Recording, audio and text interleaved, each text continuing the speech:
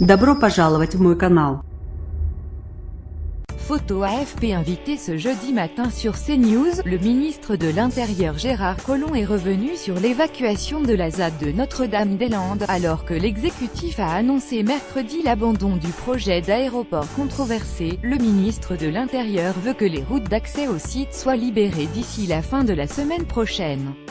Evacuation de la ZAD, nous souhaitons libérer les routes dans les 2-3 prochains jours. Gérard Collomb pic.twitter.com Cafanchza 5W, CNews 18 janvier 2018. Ce que nous voulons assurer dans un premier temps, c'est la circulation sur les routes, faire en sorte que ces lieux deviennent normaux et ensuite nous donnons 2 mois, le temps de la trêve hivernale pour que les occupants zadistes évacuent. Nous positionnons un certain nombre de forces dans le temps de manière à pouvoir contrôler ces lieux sur 2 mois, 3 mois, 4 mois, le temps qu'il faudra pour pouvoir arriver à pacifier, a ajouté le ministre de l'Intérieur. Mercredi, le Premier ministre Édouard Philippe avait assuré que les routes qui traversent le site seraient rapidement rouvertes et que les zadistes devraient partir d'ici la fin de la trêve hivernale, le 30 mars. Les occupants de la zone de Notre-Dame-des-Landes ont annoncé mercredi leur volonté de rouvrir les routes, dont la D281, mais ont exprimé leur refus de toute expulsion. Si les opposants ne libéraient pas les routes, nous le ferons, bien évidemment, a affirmé Gérard Collomb, mais nous préférons le faire par la discussion et la négociation plutôt qu'en envoyant un certain nombre d'engins qui le feront à leur place. Le ministre de l'Intérieur chiffre à quelques milliers le nombre de forces de l'ordre nécessaires pour évacuer le site. Interrogé sur le choix du gouvernement, Gérard Collomb a évoqué une question de coût, affirmant que sur l'ensemble du projet, c'est environ 400 millions d'euros en moins par rapport à ce qu'on aurait dû engager si on avait fait l'aéroport de Notre-Dame-des-Landes. Je salue la décision arbitrée conjointement par le président de la République et le Premier ministre. Elle est le fruit d'un examen attentif de ce dossier. Elle illustre la capacité de ce gouvernement à trancher, et notamment face à des situations délicates. NDDL pic.twitter.com 4JCF2Y Gérard Collomb @GérardDCollomb 18 janvier 2018. Il faut d'abord qu'on tombe sur un accord à l'amiable pour libérer cette route et ensuite qu'on prenne contact avec le département, parce qu'il y a quand même des travaux à faire pour rouvrir cette route à la circulation publique, souligne Jean-Paul No, maire sans étiquette de Notre-Dame-des-Landes. Si on peut la rouvrir sans l'intervention des forces de l'ordre, je pense qu'on aura déjà fait un premier pas sur les étapes à venir, ajoute-t-il.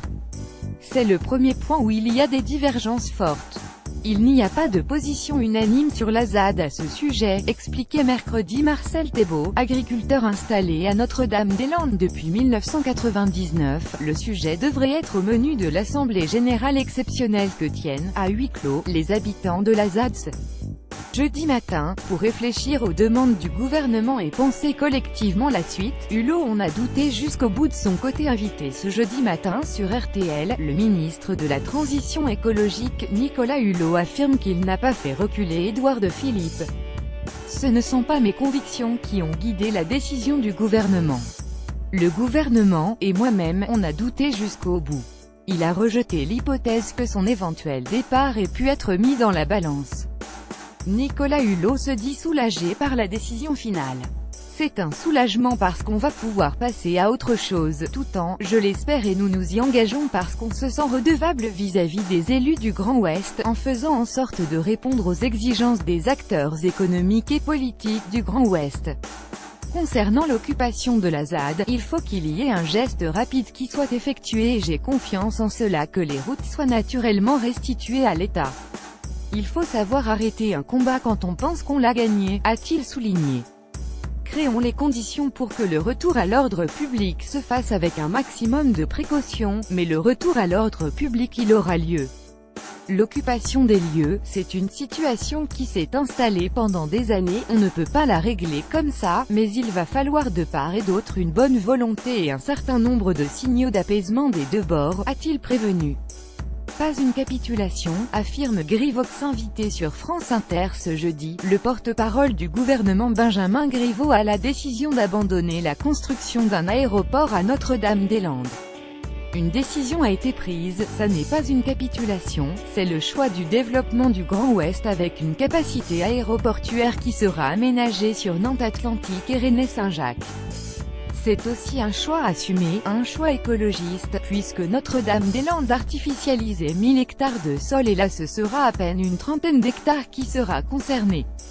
Relancé sur l'engagement d'Emmanuel Macron durant la campagne présidentielle à faire respecter les résultats du référendum local de juin 2016, favorable au projet M. Griveaux a fait valoir que cette consultation c'était tout ou rien. C'est Stafford, soit vous faites un aéroport et il est obligatoirement à Notre-Dame-des-Landes. Soit vous ne faites rien. C'était une consultation qui ne permettait pas d'explorer une alternative au fait de faire Notre-Dame-des-Landes. Si la décision avait été prise on n'aurait pas fait une médiation, a-t-il également expliqué, en référence à la mission confiée à 3 experts qui ont rendu leur rapport sur ce sujet le 13 décembre. Cette médiation, elle a permis de faire émerger une alternative qui n'avait jamais été documentée, l'aménagement de Nantes Atlantique. Interrogé sur le poids du ministre de la Transition écologique et solidaire Nicolas Hulot dans la décision, Benjamin Griveaux a affirmé « Chacun a exprimé ses positions au sein du gouvernement. » Il y a des gens qui ont défendu Notre-Dame-des-Landes comme Jean-Yves Le Drian et des gens qui étaient opposés à ce projet. Chacun a fait valoir ses arguments. On ne demande à personne de renier les convictions qui ont été les leurs, mais il y a un choix qui a été fait, il a été fait de manière collective et il y a une solidarité gouvernementale qui s'appliquera de manière collective. Castaner. Les zadistes n'ont pas gagné. Christophe Castaner, délégué général de La République En Marche LREM, a affirmé ce jeudi que sur Europe 1 que les zadistes n'ont pas gagné, à Notre-Dame-des-Landes. Il y a eu hier 2 décisions, la première était d'abandonner ce projet qui était daté, qui était dépassé. Et la deuxième décision qui a été prise hier, c'est l'évacuation de la ZAD et donc il y aura l'évacuation de la ZAD. Les zadistes n'ont pas gagné. On aurait pu prendre une décision militaire, une décision d'autorité politique pour montrer que oui on a de l'autorité, donc on évacue immédiatement, mais ce qui compte c'est le fond, a développé le secrétaire d'État en charge des relations avec le Parlement. Cet aéroport est bon. Il n'était pas bon pour la France et y compris pour le territoire. Interrogé sur une éventuelle compensation pour le groupe de BTP Vinci, qui avait été choisi pour construire l'aéroport de Notre-Dame-des-Landes, M. Castaner a confirmé « On va ouvrir la discussion immédiatement, elle s'est faite dès hier, on va discuter avec le groupe Vinci. » Je rappelle que dans le contrat il y a la possibilité que le contrat soit rompu pour des causes exceptionnelles, on peut considérer que nous sommes dans ces causes-là, il y aura des discussions. Les rapporteurs de la médiation avaient estimé qu'un abandon du projet pourrait contraindre l'État à indemniser Vinci jusqu'à 350 millions d'euros. M. Castaner s'est dit, intimement convaincu, que cette somme sera inférieure. Travers propose d'assigner le terrain à la production biole. Discussion s'annonce plus longue sur le devenir des terres de la zone, notamment sur les 5600 hectares selon le maire sur 1650, où les zadistes ont lancé des projets agricoles. Le ministre de l'Agriculture, Stéphane Travers, a proposé ce jeudi sur Sud Radio d'assigner ces terres à la production de produits bio ou sous signe de qualité pour alimenter la restauration collective régionale. 450 millions d'euros pour aménager Nantes Atlantique. Invité ce jeudi sur France Info, la ministre des Transports Elisabeth Borne a évalué à environ 450 millions d'euros le coût de l'aménagement de l'aéroport de Nantes Atlantique, y compris l'amélioration de sa desserte. Aménager un aéroport à une piste coûte moins cher que de créer un aéroport à 2 pistes, a déclaré Madame Borne. Financés par les compagnies aériennes, dans le cadre d'une concession, les investissements ont d'abord vocation à être financés par le trafic aérien.